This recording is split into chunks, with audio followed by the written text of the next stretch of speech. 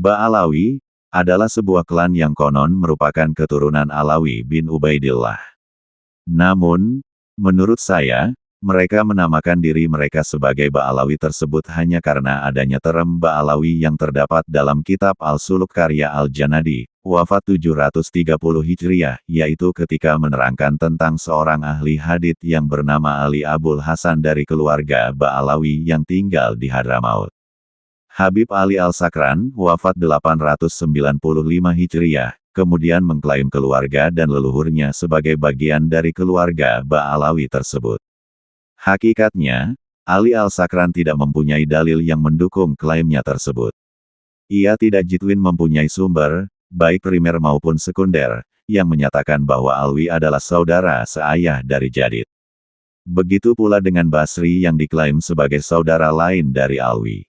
Tidak ada dalil apapun. Bahkan, fondasi nasab Ba'alawi, baik Bani Basri, Bani Jadid, maupun Bani Alawi sangat rapuh.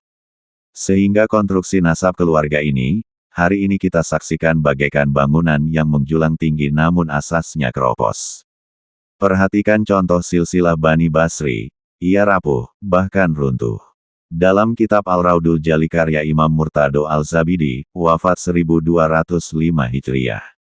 Dikatakan dalam kitab itu, bahwa sebagian dari keturunan Basri adalah Salim bin Basri bin Abdullah bin Ahmad bin Isa.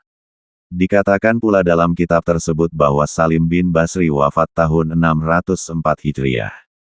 Bagaimana bisa masuk akal, Abdullah yang wafat tahun 383 Hijriah, setelah 221 tahun baru mempunyai cucu yang bernama Salim, lihat Al-Raudul Jali halaman 31.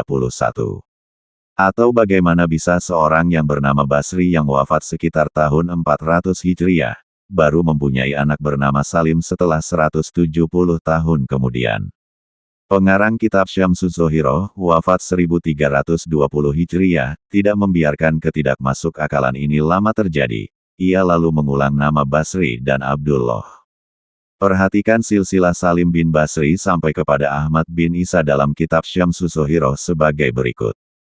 Salim bin Basri bin Abdullah bin Basri bin Abdullah atau Ubaidillah bin Ahmad bin Isa. Syamsus Zohiroh halaman 69. Dengan mengulang nama Basri dan Abdullah, silsilah ini nampak lebih masuk akal, walau masih berantakan. Pola pengulangan nama ini terjadi, selain kepada keluarga Basri, juga kepada keluarga Jadid dan Alwi. Tujuan pengulangan nama-nama ini, adalah sebagai syarat penyesuaian tahun yang telah tercatat dengan data nama yang diketahui berikutnya agar nampak selaras dan masuk akal. Perhatikan silsilah nasab Bani Jadid. Silsilah keluarga ini adalah silsilah Mutoribah, silsilah yang berubah-ubah. Dalam satu riwayat Jadid berayah Abdullah, namun dalam riwayat lain ia berayah Ahmad. Sebagaimana yang telah saya tulis dalam tulisan berjudul, 4 nama nasab Ba'alawi terindikasi kuat fiktif. Jumlah keluarga ini dari Abul Hasan Ali sampai Abdullah pun berbeda-beda. Dalam satu manuskrip berjumlah 9 nama, dalam manuskrip lain 5 nama, dalam kitab Syamsus Zohiroh jumlahnya 7 nama, lihat Hamis Syamsus Zohiroh halaman 62. Terkadang nama Jadid ditulis 2 kali, terkadang pula 1 kali. Dalam ilmu nasab, nasab mutoribah seperti ini merupakan indikasi kuat bahwa nasab tersebut palsu. Dalam tulisan berikutnya, insya Allah, saya akan bahas, bagaimana nasab Ba'alawi ini tidak masuk akal, dilihat dari tahun hijrahnya Ahmad bin Isa dikaitkan dengan Bani Ahdal dan Bani Kudaimi yang disebut hijrah bareng dengan Ahmad bin Isa.